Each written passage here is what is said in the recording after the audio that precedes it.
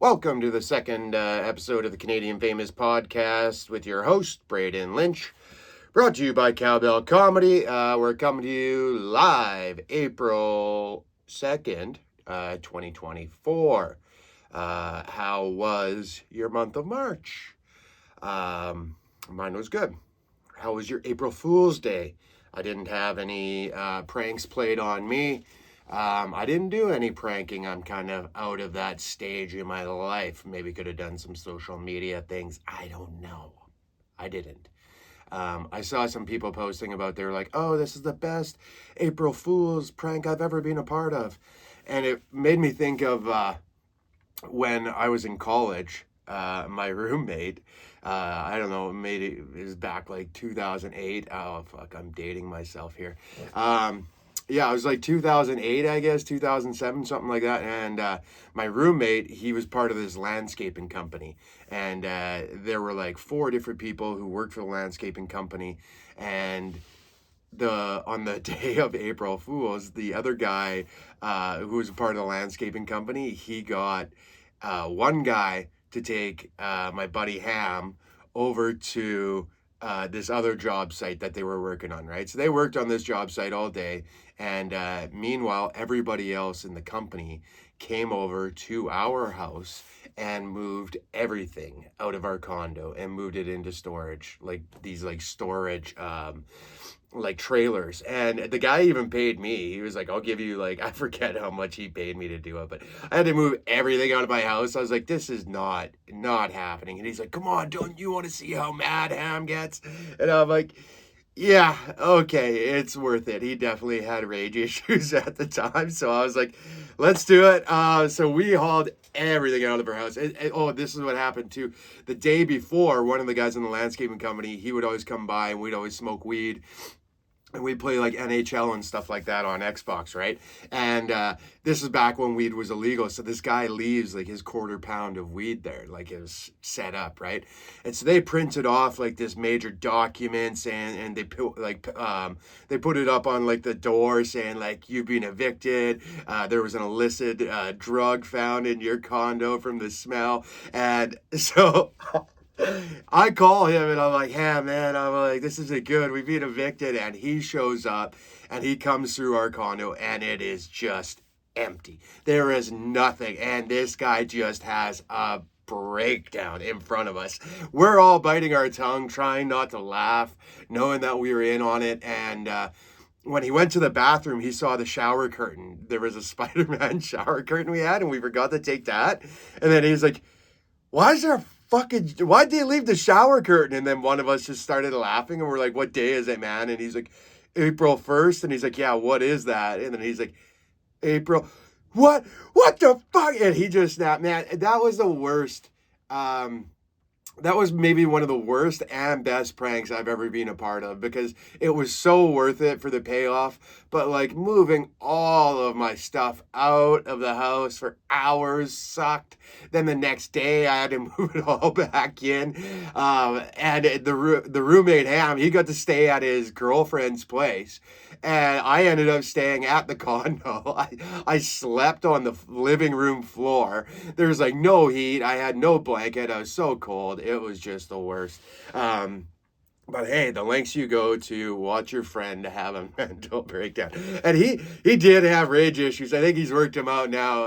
I haven't, as we all do, right? We all get older and we work on our stuff. But man, this guy, he would snap like Xbox controllers in half. He had perfected the art of how to just quick down into the ground and he would just spiral them and it always was like you'd pull out, remember like those greasy goals you could score in NHL where you'd cut across the crease and then you just tuck it. You'd score one of those in like overtime of a game 7 or something and he would just he would just snap. And oh man, I can't remember how many controllers he broke when I lived with him. Good times. All right. What happened to me this week? I've been doing improv lately at Comedy Bar Danforth. It's a great time. I love doing the improv. I actually think I have more fun performing improv than I do stand-up. I really do enjoy stand-up. I feel like I'm good at it. but a lot of it can be very structured, and you plan out every single word you say. With improv, the more you plan, the worse it is. Like, it just has to come out, and whatever comes out is what you roll with. There can be really, really bad improv. There can also be really good improv, though. And it's really fun creating. I have a really fun time with just the magic of whatever comes out of your head. And the first thing that just pops in your head, like we had to be like this professor of some topic, and they were like, oh, what's the topic that this guy's a professor of that he knows like the language of? And they shouted out, and they're like, oh, snails. And they're like, all right, this guy's a professor of snails. And then like somebody raised their hand, and they're like, oh, so professor, what is the slimy stuff that comes out of snails? And just I looked at my partner, and at the same time I'm just like, come.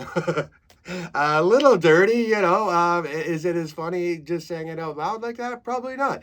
In the moment, everybody else laughs. So fuck you at home if you weren't laughing.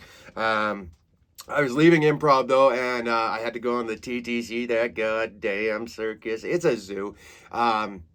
Just a nightmare. So I get on there and I'm feeling happy. You know, I've left the improv. I'm feeling good. And I get into the one train. And before I got on the train, I had to wait like 6 minutes, right, for the subway train. And there was this guy on the platform who just kept going.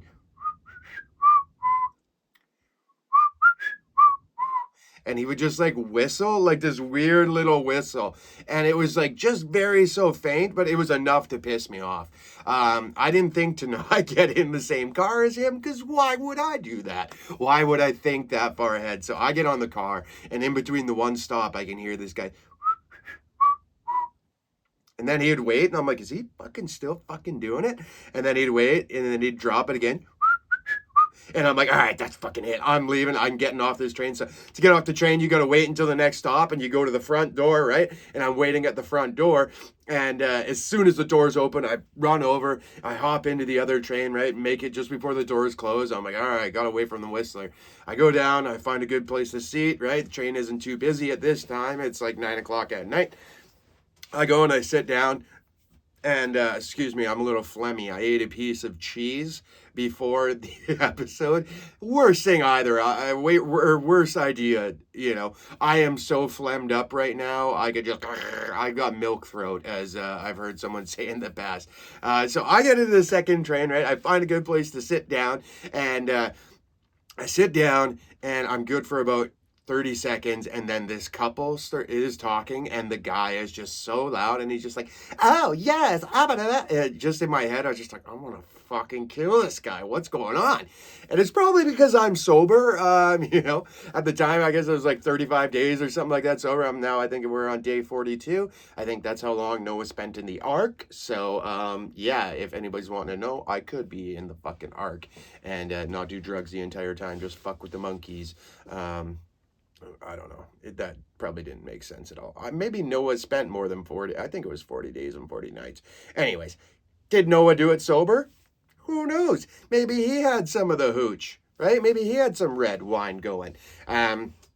So I'm in the car there, and this couple's talking, and I'm just like, I could kick this guy's ass. I'm just annoyed, right? And I'm like, I'm switching carts again. So I go and I get to the front door, right? And I'm waiting I'm waiting again. I'm going to change carts up to the next one. And so we get to the next stop, and as the door opens, I jump out, but there's a lady, an Asian lady, right beside me, and she jumps out, and she darts over to the other car too. And she's changing, and I'm like, wait a minute, were they pissing her off too? Or like, is she sober? Like what? To this day, I'm gonna, I still wonder, what was it that was pissing her off? Was she sitting beside someone that stunk? Was she trying to get away from, like she saw somebody she had fucked? I don't know.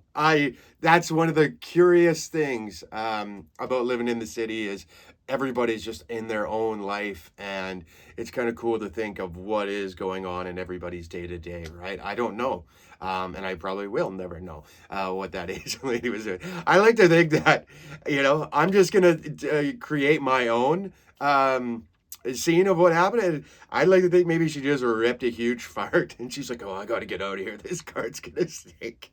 She just runs over into the other cart, and I come in there. So we made it home, and that was great. Noah, I got to bet, he's probably drinking red wine for sure on that. I don't know if it says in the Bible if he was drinking red wine. But I mean, it's pretty evident throughout the Bible that red wine kicks ass. You could tell I'm sober, right? I'm just like, just dying for a little red wine. But I got my Harmon's Jack Pine non-alcoholic pale ale. I think these bad boys are made right here in Toronto, but these are probably the best non-alcoholics I've had. Those Corona ones, they go flat quick. They're close to a Corona. I don't really care for them. Some of those Woodhouse ones are just awful, though. These Jack Pine, though, these puppies are... I'll give this little puppy a review. This is the pale ale. The other one was a hazy pale ale. This is just pale ale. Jack Pine. And this is my favorite non-alcoholic one. It's got like the good crispness. It tastes like an actual beer. I'm going to give that for a non-alcoholic. What did I say? I can't rate a non-alcoholic over 8. So I got to give that puppy a 7.95. Ooh, it's 0.05. It's alcohol content below 8. 7.95. Mark it down for the Jack Pine non-alcoholic pale ale. Yeah, it's got me thinking, was he drinking red wine on the ark? He's got to been.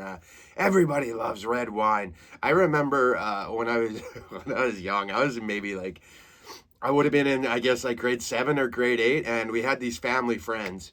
And every once in a while, because I grew up in a small town, Saskatchewan, in a town like 5,000 people, we would go into the city, which was like a 2-hour drive from us, right? We would go into Saskatoon.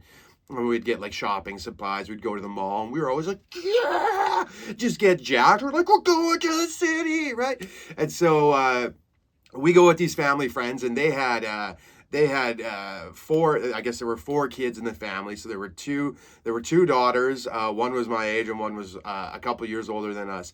And then there were 2 twin brothers that were younger than us. And then there was myself and my brother. And so we go into Saskatoon, and it's unreal. And we went with our moms, right? And our moms took us in, and the family, they had this big Suburban, right? Because they had 4 kids in the family, right? So we all get in the Suburban. We drive up to Saskatoon. It's great. We have a great time at the mall. We're all having just the best time ever, right? It was always nothing but good times when we'd hang out with them.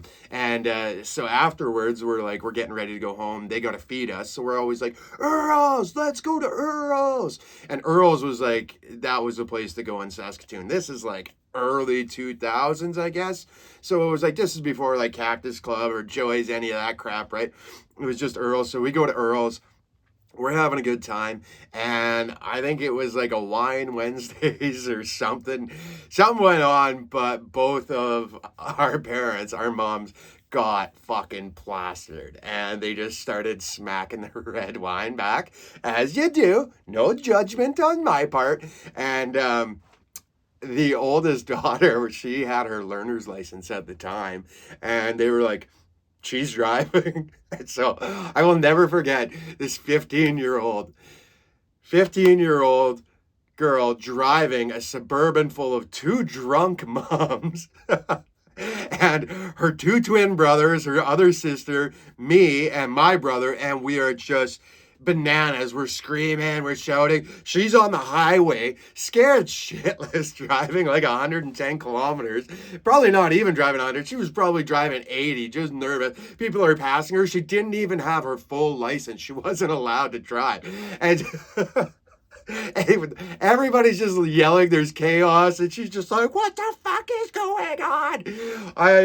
To this day, I think about that, and I feel so bad for how I don't think I'd be able to drive after that. I would just be so anxiety ridden. Get behind it. It's like that Tim Robinson sketch, man. It's like, no, I don't know how to fucking drive.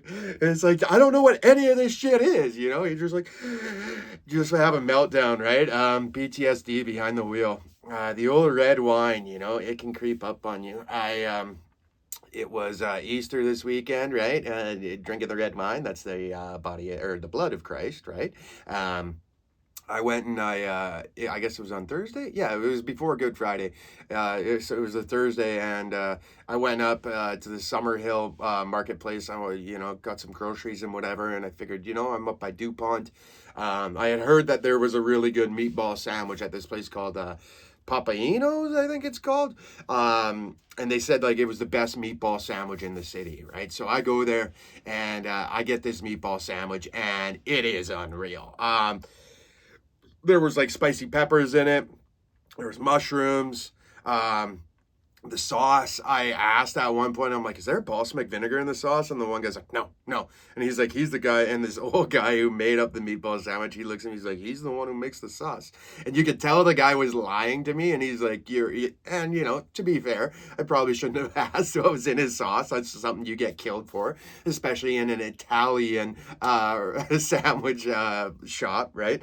But they kept saying, this is the best meatball sandwich in the city. It was voted. We won an award and whatever. So I did a Braydon's Best of review. I took the video of the place. If you guys check me out on Instagram at Braydon Lynch, BraydonLynch, you can check that out. The best of the meatball sandwich. So as I was eating the meatball sandwich, the guy goes, I'm like, oh, wow, this is great. I'm like, this is probably the best that I've had so far. And the old guy who cooked it, he's like, oh, yeah. He's like, you should try the fucking cookies. And then his son's like, I offered him a cookie. He didn't want it. And then the guy's like, what the hell? He's like, you get offered a cookie, you don't take a cookie? He's like, what's with that? And I'm like, okay, easy. Don't fucking kill me, man.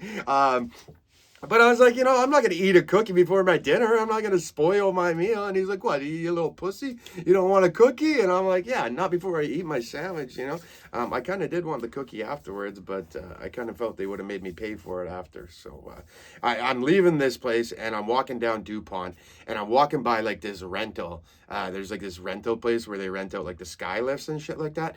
And there's this cage, and this dog out of nowhere runs up and starts, and it's on this gate, and he scared the ever-living shit out of me. I jumped back, and this dog up on the gate, and I was just like, you fucking little dink, and I had a bottle of water.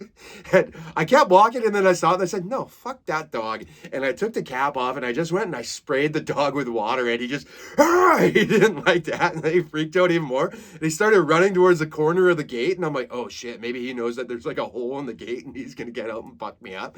But he just kept barking, and he's just barking at me, and I'm like, fuck you little dink. I kept throwing water on him, and he just kept freaking out, and I'm like, that's what you get. You want to scare me? I'm gonna fucking cover you in water, you little asshole. So yeah, sobriety looks great on me. I'm fucking throwing water on dogs. I'm changing carts in the subway, getting away from people talking. So yeah, it's been good. But I'm happy because I am healing. I'm doing the work on myself, just kind of sitting in the emotions. And it sucks not having anything to numb them emotions, numb them feelings. But that is life. And at least I'm not, making an ass out of myself. I don't have to wake up in the morning and say, oh, who did I piss off? Or, did I say that? Oh, did I show that person my dick? Et cetera, et cetera. We've all been there, right? Something I've been thinking about my pizza guy. Yeah, I got a pizza guy.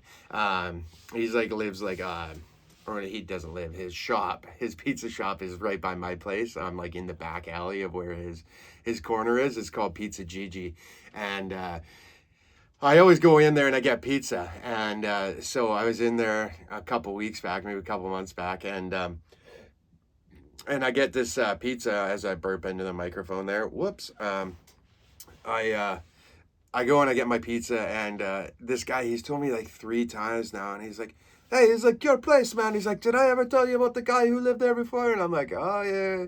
And I always say no because I want to hear what he says. I'm like, oh, no, you didn't. He's like, oh, that guy, man, he's like major gambling addict, man. He's like, he'd always have a poker game in there. And he's like, yeah, I ended up fucking killing himself. And I'm like, whoa. I'm like, are you trying to, set some, set the stakes for my future? And it's like one of those like Ebenezer Scrooge things, right? I'm like, I get shown my future if I don't stop gambling, because that's a part of being sober too.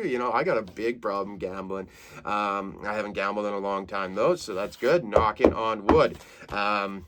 But yeah, he goes, and then his other guy who's always making the crust, and he wears like the old school pizza hat, the white pizza hat, and he's like, oh yeah, he's like, that guy, man, he's like crazy. He's like, he's in fucking Niagara Falls, and he's like, he owed fucking 50K to some guy. He's like, owed a gambling debt, so he fucking jump off the falls, man. And I'm like, all right, great. I'm about to go to bed after eating this piece of pizza. Now I'm gonna be worried that my place is fucking haunted. Then I started thinking, I'm like, dude, ghosts travel? Like, did this guy, is he still, coming from Niagara Falls, this ghost, is gambling poker fucking mafia guy who jumped over the falls? Is he gonna come back in and fuck me up in the middle of the night? Like, I don't know. Can ghosts travel, or do they have to stay? Is he just in the falls, or does he stay at the casino? Where would he haunt if he is gonna haunt somewhere? That's the question. A lot of haunted stuff we've been talking about on the podcast. Last week we talked about the haunted house that I pissed the bed in. Yeah, this is what we do on the Canadian Famous Podcast. We talk about haunted people. My speaking of this place, I've got this roommate right now, and she's just a little she's got a lot going on and whatever. But it's been crazy to say the least. She always leaves out dishes and whatever, been smoking darts, hacking darts in the house. And so we got into it the other day. And she was saying how she doesn't like the garbage outside, these garbage bins. We got garbage bins outside of our house, and you leave them there, and I put the garbage in them, and I don't fucking think any different of it. You put the garbage out, and it's the garbage. It's outside. You leave it, and then once a week they come and they take it out. I don't know. And so she's all, she wants to leave the garbage. She'd rather have it pile up in the house, and instead of taking the garbage out in the house, she doesn't want it to pile up out of the house. And I'm like, well, that doesn't make sense, that you would leave, that you wouldn't take out the garbage in the house and let your house stink up just so that the one outside isn't piled up. Crazy. And so we get into it about this, and I'm kind of like, okay, do what you want with the garbages outside. Me, whenever the garbage fills up inside, I take the bag out and I put it outside, and after that point, it's off my hands. This morning, I get home from my meeting. I'm cooking up my maple bacon and some back bacon, doing a little 2-for-1 there, right? Getting the lean back bacon mixed in with the nice fatty maple bacon. Oh yeah, it was great. So I'm cooking up my bacon, and all of a sudden I hear ring, ring, ring, ring, ring. The doorbell rings, and what the fuck? And so I go and I open the door, and it's the neighbor. And this lady's like, "Are these your garbage bins?" And I'm like, "Yeah." And she's like, "Why are they always in front of my garage?" I'm like, "I don't think they are." And I'm like, what is going on with these ladies and the garbage? Like, people are so concerned about garbage. I've never spent so much time in my life hearing about garbage that's outside. It's like, what is your deal? I think it's just people are just mad. Maybe there's a full moon coming or something. They just want to be mad for no reason. And I'm taking shit from both of these people about the garbage. And it's like, I'm not even getting laid by these. And it's like, no matter what, you get bitched at about the garbages, taking out the garbage, it's like, this ain't my, I do my thing. I take it out there. I don't know. Crazy. Maybe I'll edit that out. Who knows? What else have we got going on here? Oh, yeah, I was watching porn the other day. All these genres, it's starting to get crazy, right? They've had the stepsister one for a while. Then they did the stuck one for a while, My favorite is obviously the BBC, right? But so I was scrolling through the other day, and I saw it was like, oh, IRS catches me. I have to fuck the IRS. Her IRS employee finds me, and I have to fuck my way out of a debt. And I'm like, okay, first of all, no one wants to role play. Nobody's watching that. Nobody wants to be like, oh, I'm gonna tax debt. Ooh, the auditor is gonna find me, and then I'm gonna have to fuck them to get out of it. It's like the IRS and the CRA are already fucking you. We don't need to watch it on a porno, right? I think there's something there, right?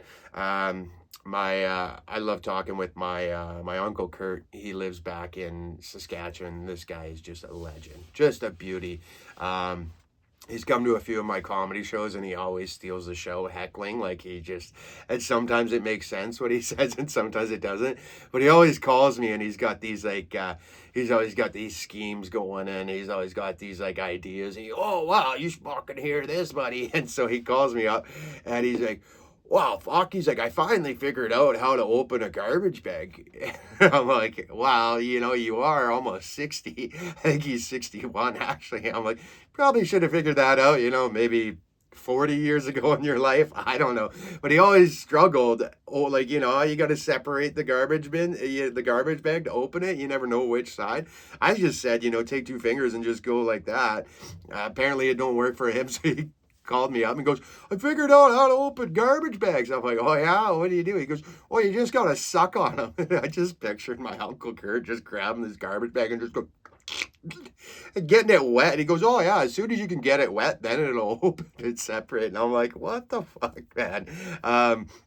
But so we keep chatting or whatever, and then he's like, oh, so how's the weather? And that's typical Saskatchewan thing to say, right?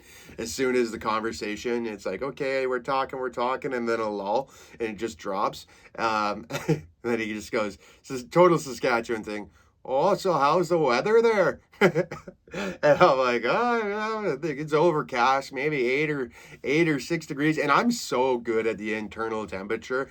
I don't even think I'd been outside that day yet. I just like pull it up on my weather network. Sure as shit, 8 degrees feels like 5. And I'm like, oh, fuck, I'm bang on. I got that internal thermometer, that just can tell. What are those things called? I forget what they're called, but you can read the temperature outside. I think it's a thermometer, actually. It's probably what it is. A thermometer probe. That's what I am. No, a barometer. That's what I'm thinking. That's the pressure. That's not the right one.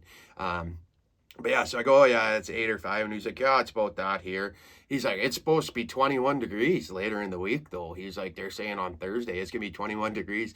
And he's like, I don't believe that's going to fucking happen, though. He's like, 21 degrees, that's pretty warm for April. He's like, fuck, if it's 21 degrees, I'll kiss anybody's ass. He's like, anybody that walks by and tells me that it's 21 degrees, if it's 21 degrees, I will fucking kiss their ass. So anybody who's listening in Eston, Saskatchewan, if it does hit 21 degrees this week, you can go by my Uncle Kurt's place and tell him to kiss your ass, and by contract of what he said to me on the phone, he's going to have to kiss your ass. I've never had someone like kiss my ass, like the bare ass cheek. That would be the best. I think that's the best form of like, yeah, you did fuck up, And it's always like they talk about, there was that South Park episode, right? Where I think it's Jesse Jackson, or he's like to Stan's dad. He's like, kiss it. It's like, he has to, that would be great. It's like, oh yeah, you screwed me over. Okay, yeah, well, here, pay me the money back and kiss my ass. And just having that, just on the, I think that's what we should all strive for in our life, is get somebody to actually kiss your ass. I was thinking about this this week. This weekend I booked a trip to Austin, Texas. I'm going to go and I'm going to go check out Joe Rogan's comedy club, the Comedy Mothership. I'm going to try and get up on their open mic. They do 2 open mics I'm going to try and get up on. And they do a Kill Tony podcast. And you can apparently go on there and do stand-up as well, if your name gets drawn. So I'm going to go down there, check out that scene, try and get out there. I'm going to spend the weekend there, and then I'm going to fly. I'm going to fly from Austin to LA, and then I'm going to hang out in LA for 8 or 9 days. Go surfing in Malibu. The Netflix is a Joke Festival is on that time. And the Kill Tony is going from Austin over to LA, and they're going to do it in a big stadium. So I'm going to try getting up on there as well. I'm going to go check it out. I've never been to LA. I'm looking forward to it. I always wanted to go to LA when I was young. Teachers would ask me like, oh, what do you want to do with your life? And I always would reply, I'd be like, I want to be a bum on Venice Beach. Like my parents and the teachers were just like, I think we should talk to your parents about that. Like maybe setting some realistic goals for your life. Like, if the bar is homeless person in Venice, like you've got a ways to go. Even garbage truck driver is still way above that, right? So I'm looking forward to going down there. I've always wanted to go to LA, but I am nervous because I think I was in like grade 1 or grade 2, and I had this dream, and it's crazy. I can still remember some dreams I had when I was like 7, 8 years old, like really young. I remember these dreams like very vividly, and I remember I was in LA and I got shot in the chest and I died. And that was like, it came up and it was like everything went black and then it was like game over, like watching like a video game. Maybe it is a simulation, who knows? And maybe when I go down there, maybe I'm going to get shot and maybe I die. And if that's the case, well, you heard it here. But yeah, I had this dream and it was so weird because it was like, I'm pretty sure it was a buddy that I had, Tanner Watson. Shout out to TW. His older brother Cam. It was Cam Watson, and he had this buddy. I think it was Cole Diaz, not Diaz. Cole Diaz. That's it. And these guys were, I don't know, 3 years older than me. And I don't know. They have barely ever had any interactions with them, but I knew that they were buddy buddy, and they'd always hang out and. I think maybe because I had played a video game, one of these old school wrestling games on Nintendo 64, and these guys had made up a character. I think it was called like Cameron Dies or something. And it was like, and I was like, oh, this is back like before you had your own like memory card. It was like you'd plug in the game that you rented, and it was like you got to pick up from whoever had the game previous, right? And so they had this like created character, and maybe I had played it that night, and that's why the game over thing happened. But they were in the dream, and I'm pretty sure they sewered me out. And I'm pretty sure it was a guy wearing blue. He might have been wearing red, but he pop, pop, pop, pop, pop right in the chest. And I'm like, oh, I'm a little kid. You don't need to shoot me. And then for some reason, I feel like Miss Jensen, the librarian, I think she had a part to play in it too. So basically what I'm saying is I hope that I don't get shot by a blood or a crip. Maybe that was when Tupac got shot and he died. Imagine I'm just like channeling his energy through the dreams the night he got shot. It's probably not the case, but I am gonna go and I kind of forget. I think it was Vermont Ave and Hollywood Boulevard is where Tupac got shot. I'm gonna have to check that out, but I'm definitely gonna have to go to that intersection and pay my respects to one of the greatest, right? See, we're always circling back. We're circling back to Tupac and we're circling back to haunted. Haunted ghosts, haunted houses. Maybe Tupac is haunting Vermont Ave and Hollywood Boulevard. Is that where it was? I can't remember. I hope he haunts Suge Knight. That fucking he's probably fucking trying to find Puff Daddy right now and fucking. Anyway, so yeah, I'm a little nervous that I might get shot and killed in LA. But I'm excited to go on a trip. Last year I went on some decent trips. I like going on trips alone, doing my thing. Like it's fun going with another person, experiencing that, especially like a partner or whatever. But you always get into arguments. You always get into a fight. As soon as you get off the plane, you're just like, I've had enough of you. You know. I don't mind traveling on my own, you know. You just do whatever the hell you want. There's nobody else's schedule. The world's your oyster. You can fucking slurp it with horseradish or hot sauce, whatever the hell you want.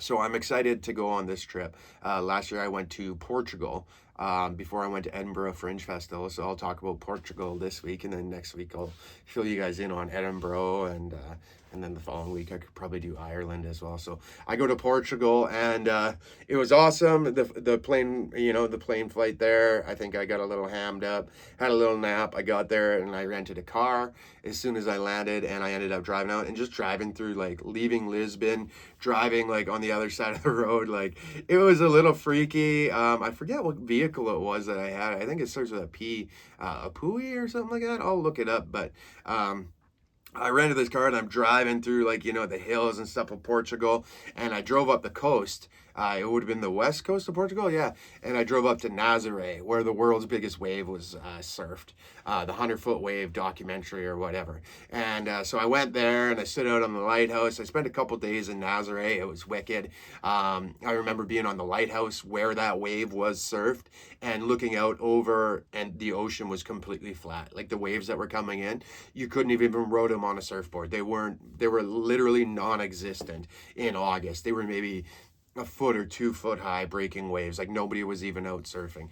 The beach was super wicked though, and people would like they would set up their own like little tents on the beach for the day, and oh, it was so wicked. The markets where they had the fish and stuff was so awesome. I went and I got these, I ate these things called barnacles, and I did a review. I'll post it on my Instagram.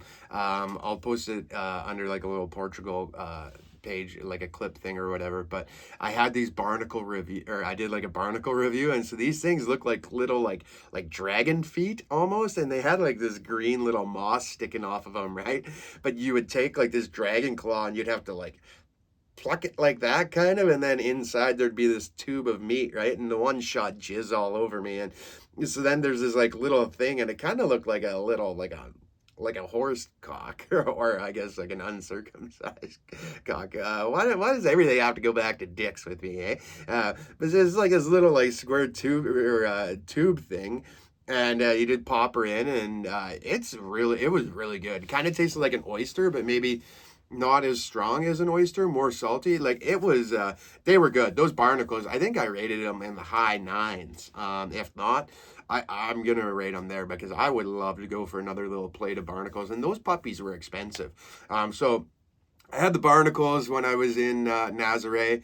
I had like lobster and crab there too. I didn't really care for that because they served it cold. I like my lobster like hot, with garlic butter and accompanied by a steak, a good old bird of beef steak.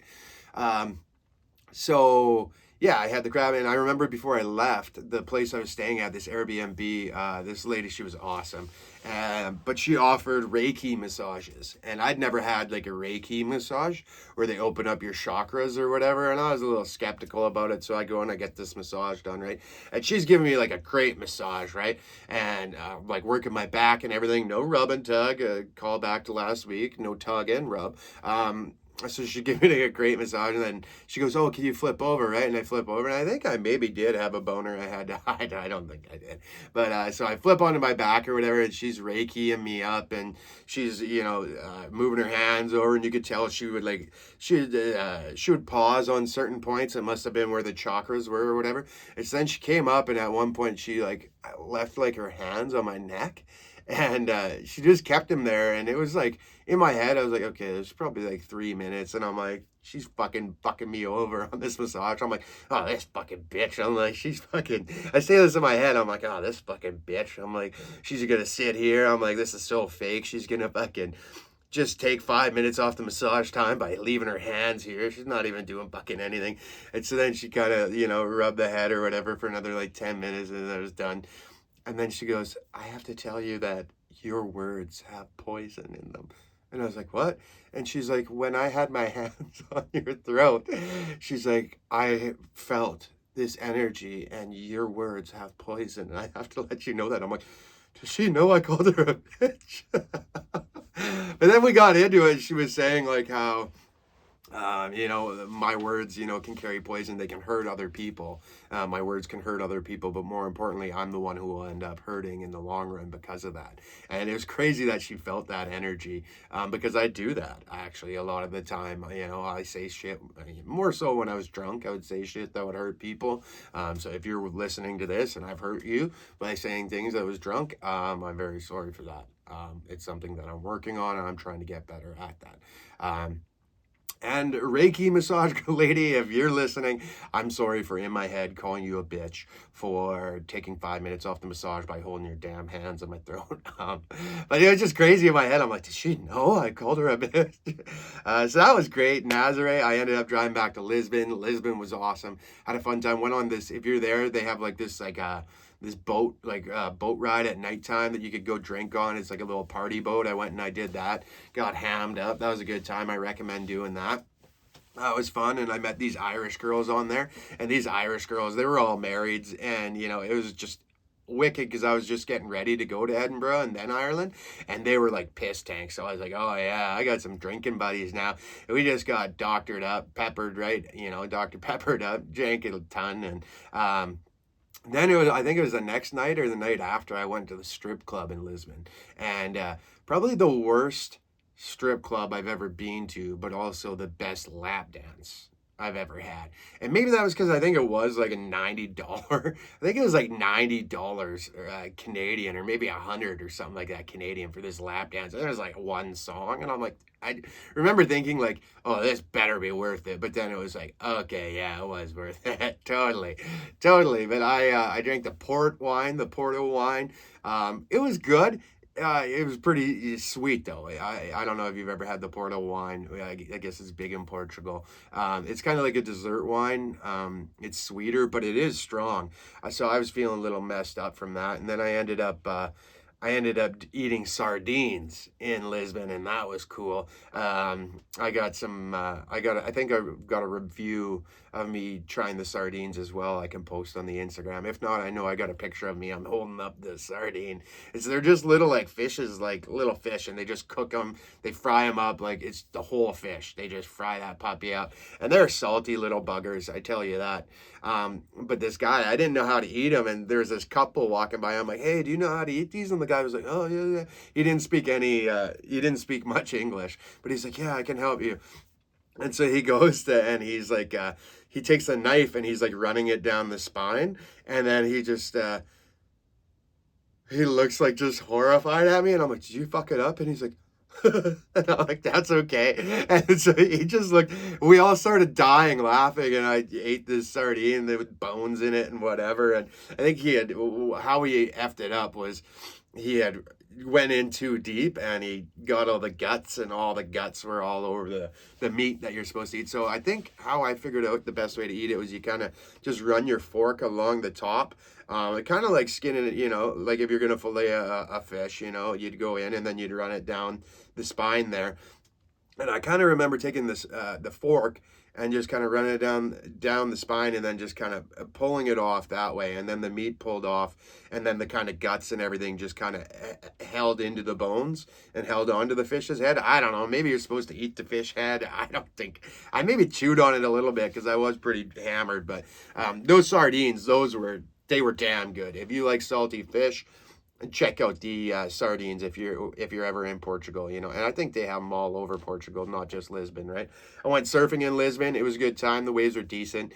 They definitely weren't the Nazaré 100-foot waves. I couldn't have done that, but I probably would have killed myself if I would have done that anyway. So so I did I went surfing there, and then before I left, I was going to France the next day before going to Edinburgh, and I at that point in time, I had been in Portugal for, I think it was 4 days. And that morning I woke up, I put on these shorts that I hadn't wore the entire trip. And there was like a little half doobie I had. And I was like, holy shit, how did I get this here? So I smoked this roach, right? And I was high for 5 minutes, something like that. My mouth got dry.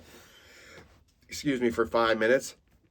And, so then I was like, oh, I should get some weed, and I think it is legalized in the European Union. And maybe it's not legalized, but the decriminalization, I can't quite recall what it is, but I didn't see any shops anywhere. I didn't see anything, and guys were selling it out on the street. So that night I bought some sardines and some souvenirs and stuff like that. And I was kind of, running around like the downtown Lisbon Square. I think I had pasta that night, and I had some oysters while I was there. They weren't very good. I didn't care for them, but I was honking back the beers. There was this place called the Beer Museum. I was crushing beers there. That was a good time. But these guys would come up and they'd, oh yeah, hash, here, buy some hash. So I'm like, okay, I'll buy some hash. I think I gave the guy like 20 euros for this chunk of hash, and he bit it off and passes me, all right. And then I'm like, wow, how am I gonna smoke this hash? I don't got a pipe or a pop can or anything. So I went and I think I got a cigarette. I went and I got a cigarette, and I was going to put it on the end of the cigarette and just, smoke it that way, like off the cherry, but I would light this hash and it would just kind of turn into plastic, like it was just terrible. And I'm like, I don't even know if I can smoke that. And then, so as I'm doing that, another guy comes up, oh, you want to buy hash?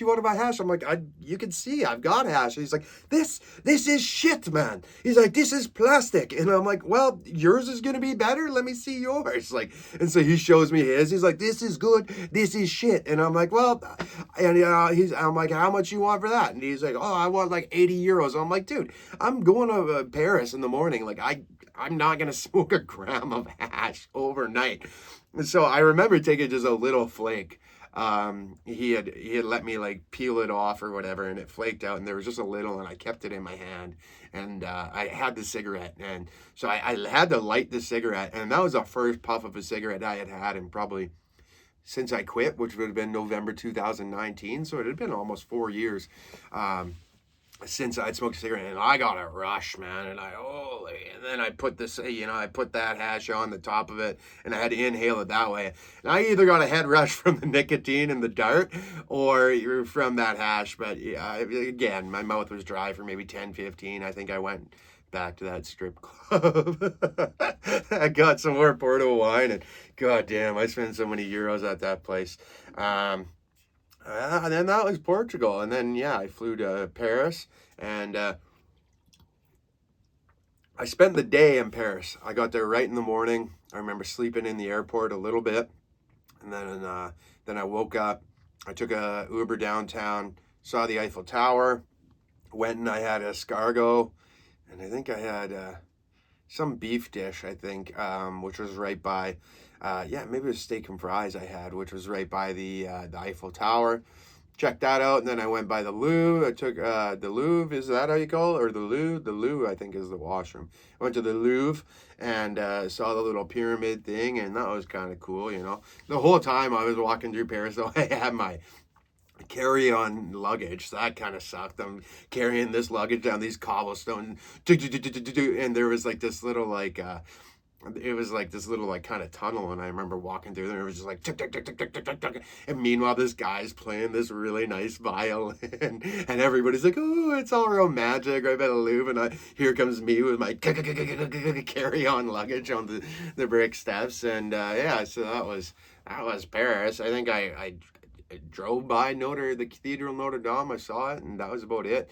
Took a bus just in the lick of time out to the Paris airport, and then flew from there. I think it was about an hour flight from Paris into Edinburgh, and then Edinburgh was a time. And you'll have to tune in next week to hear about the Edinburgh Fringe Festival, because we had a lot of fun there. I ended up, I was there for about 2 weeks, and then I went to Ireland, and that was a really good time.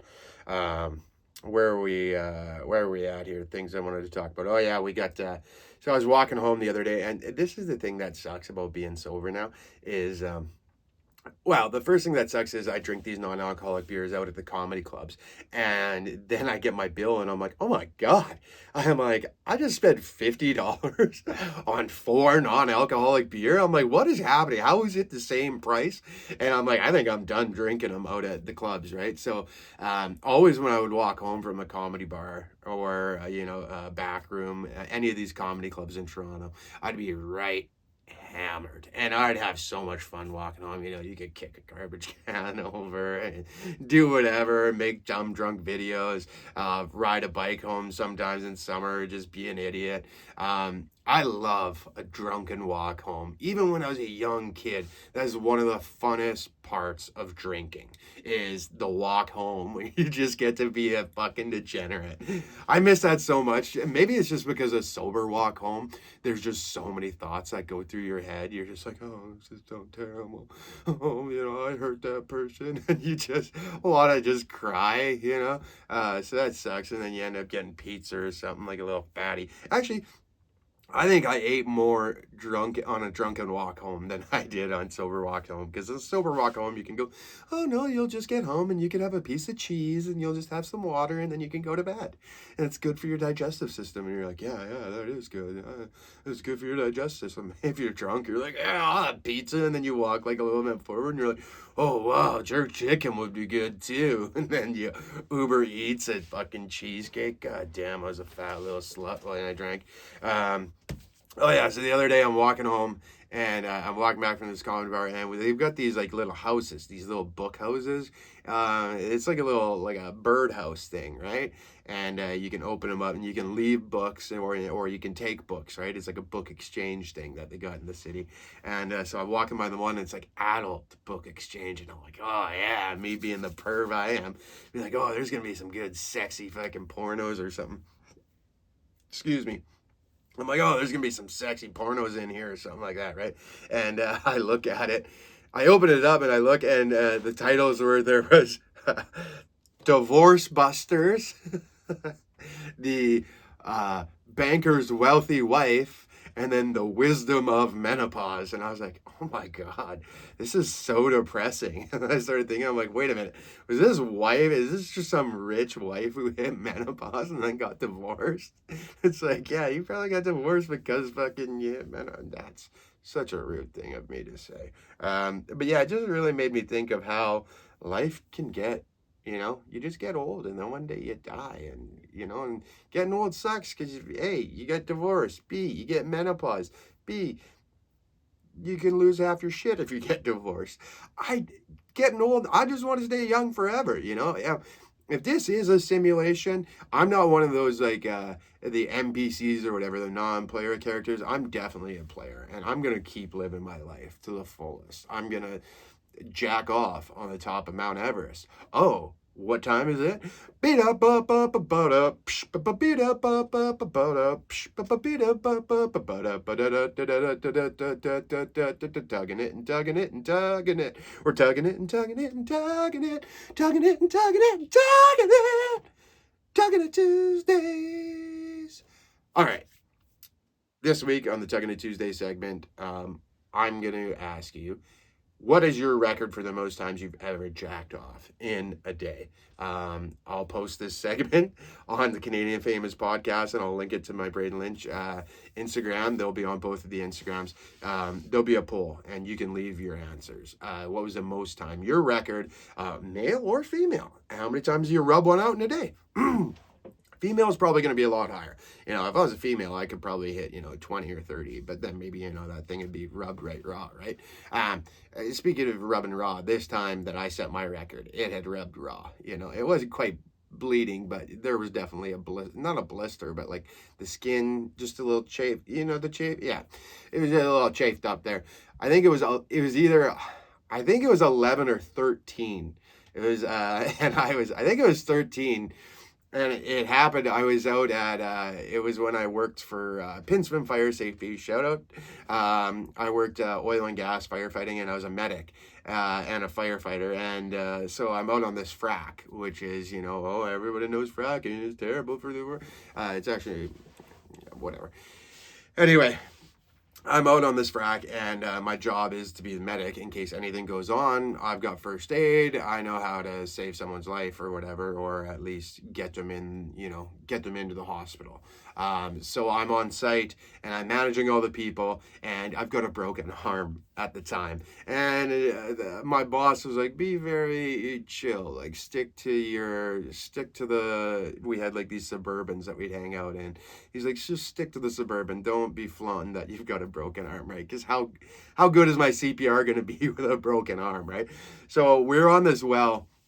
And man, we had worked on this well for, it was like 11 or 12 days. They had so many problems. Everything kept going south. I'm sure the guy lost his job, like the consultant lost his job at the end of it, but everything's going south on this well. I think it was I forget what company. So everything's going south on this job, and the one day it's like raining out and and I'm sitting in my Suburban, and I've got I was out there like 14 hours that day, and I was just like, well, what else am I gonna do? I had my laptop and I was playing poker. I had like a little SIM card at that time, which would give me internet, right? And so I'm like playing poker, and then I'm like, well, might as well jack off, right? Fucking jack one off, and then you smoke a dart, right? And then you smoke a joint on the low key, and then you'd play some more poker, right? And then, oh shit, yeah. Oh, I rubbed my dick the wrong way. Maybe I should. Oh, it is getting hard, So 13 times, I'm pretty sure it was in the one day, chafed up. That was my record. And then I remember when I went to, when the job was done, I went to get my invoice signed, and the consultant came up to the Suburban, oh yeah, here's the invoice, for however many grand it was over the days. And the guy's signing it, and then he sees at the very end, he sees my broken arm. He's like, you got a broken arm? And I'm like, oh yeah, I thought the boss told you that. He's like, no, he sure as hell didn't, and he had already signed everything. He's like, well, good thing we didn't have an emergency. You didn't need to do first aid. You wouldn't have been able to. And in my head, I was like, well, I've been able to jack off quite a bit. I'm pretty sure I'd be able to do first aid if needed. Shit, that kind of reminds me, I had to do first aid during COVID. We were at a comedy show, and there was a guy who overdosed. Tune in next week. I'll tell you about that as well.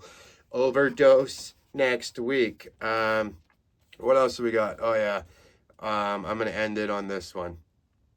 I'm the worst for ignoring red flags. You know, like when I was single, I guess I technically still am single. We're working on it, I guess is the best you could say. When I was single, I'd, go on dates with people, and, you hear things, and when you hear things on the date, you're just like, oh, that's a red flag. Like I was on this date with this one girl, and she goes, oh, yeah, she goes, I meditated for 7 days straight. I didn't say a word. And I'm like, that's a little psychotic, but at the same time, at least you can keep your mouth shut, right? I'm like, yeah, it's a red flag, but, maybe a green one. At the same, that's more of a yellow flag, right? It's like, we can work with that. She's going to shut her mouth with it. It's like, oh, you want to try meditating all day Sunday so I can just watch football, right? And then I was on a date with this girl. She told me she ran 100 kilometers in one day. That was the longest run she ever had. And I'm like, that is a fucking red flag. Like, holy, 100-kilometer run? You don't have anything better to do with your time, you psychopath? And she's like, oh, I loved it. She's like, I was listening to True Crime and Avicii. I'm like, yeah, why don't you mix in a self-help audiobook, 100-kilometer run? That is insane to me. How someone could put their body through that. It's just the level of red flag in that. The level of just craziness is just beyond me. And I've ignored these red flags so often, and I'll jump into them. Like, there was a point in time where I honestly considered going on a date with a Scorpio. So that tells you how much I ignore red flags. I don't know anything about astrology, but I do know Scorpios. You don't fuck with them. It's they're scorpions. They'll come up on top there and they'll sting you. I think I saw on somebody else's Instagram, a comedian buddy of mine's Instagram, that there was a scorpion at this hotel in Las Vegas that fucking stung. I think the wiener stung the balls or something. The scorpion, and oh fuck, that's a red flag. That's a pissed off woman if I ever heard one, right? Yeah, that's how we should end the podcast, just on a little slight bit of misogyny, I would say. Thank you guys for tuning in to the Canadian Famous Podcast. I've been Braydon Lynch. We're going to keep sneaking in the Tugging It Tuesday segment, kind of somewhere. Today it was kind of more towards the end of the episode. Next week I'm going to try and throw it into the middle. I actually kind of forgot about it, so I'm going to hide it in there so that you guys have to listen to the whole episode to find out where the Tugging It Tuesday segment is. If you guys had a good time, any of the reels I post, smash the like button on them. Share it with your friends. Tell your friends about the podcast. We're going to start having some merch soon. We've got a new backdrop. I think it looks cool. Hopefully the audio sounds better. Last time I think I heard there was a fucking plane in the background. Anyways, guys, thanks for tuning in. We're going to keep doing this every week. When I go to Austin and LA, I'm going to do the podcast on the road. So keep listening. Tell your friends. And have a good fucking time. Have a good week. We'll see you next Tuesday. Peace.